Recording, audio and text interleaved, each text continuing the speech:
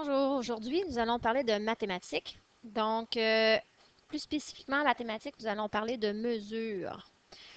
Lorsqu'on fait de la mesure, on peut mesurer des lignes.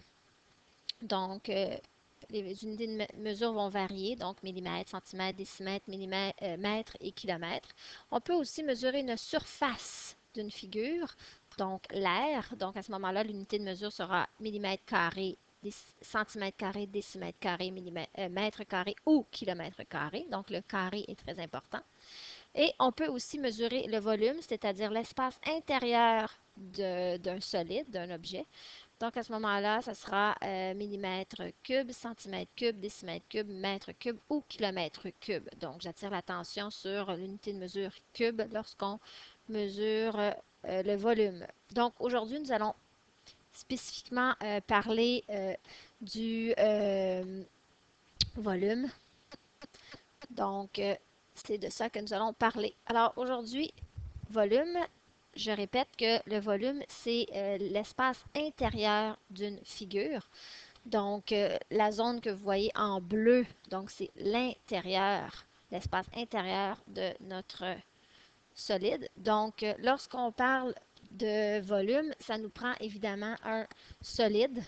Donc, euh, Ici, nous avons un cube, donc qui est une forme en trois dimensions. Donc, trois dimensions voulant dire que nous avons une hauteur, une largeur et une profondeur, donc les trois dimensions.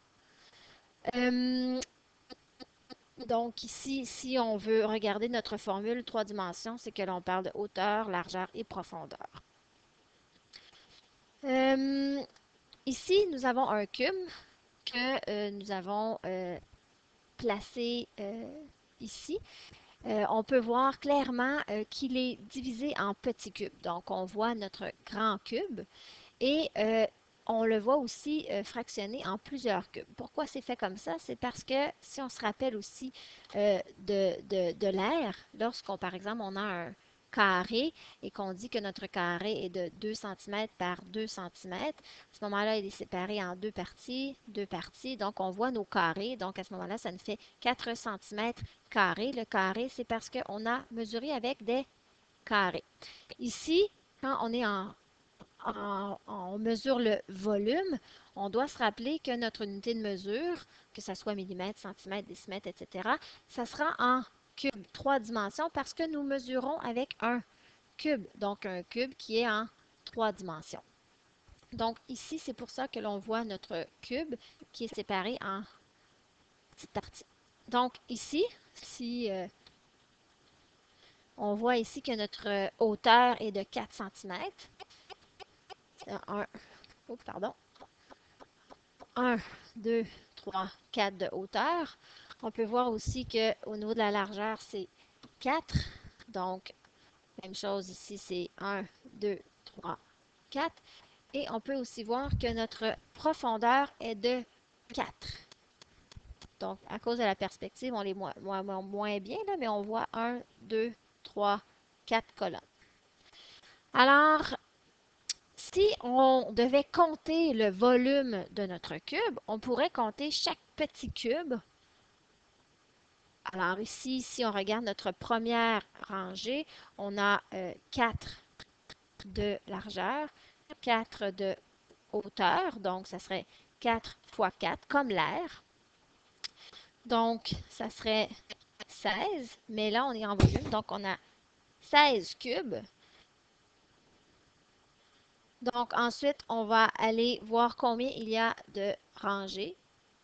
Il y en a 4, hein, on a bien dit 4. Donc, on va multiplier par 4. 4 fois 10, 40. 4 fois 6, 24. 40 plus 24, ça fait 64. Donc, on a 60 cubes dans notre cube. Ça donne que notre solide est un cube. Donc, 64 centimètres cubes parce que nous avons mesuré avec des cubes.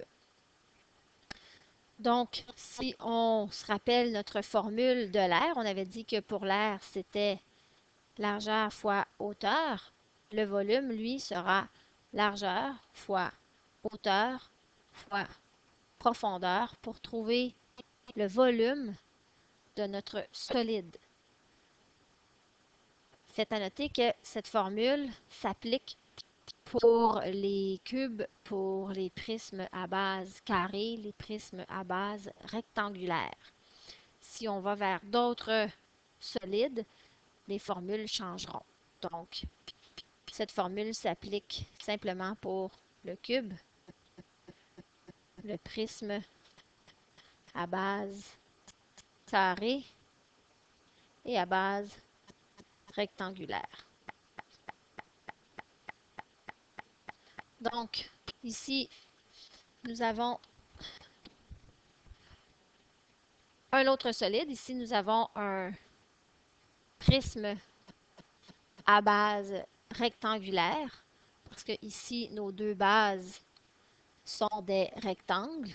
Donc, ici, j'ai un rectangle de 3 par 4.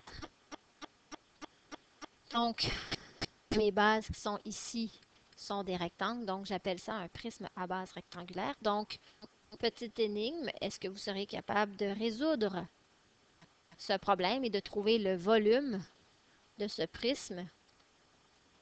Donc, à vous de trouver. Bonne chance.